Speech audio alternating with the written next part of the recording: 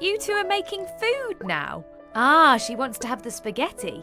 Well, if you measure this cuboid up to find out her volume, we can figure out just how much food she needs to be full up. So she's 9 centimetres high, 6 centimetres wide, and 10 centimetres deep. Now that we know the height, width and depth of the cuboid, we can work out her volume. All we need to do is multiply the height by the width by the depth. 9 times 6 equals 54.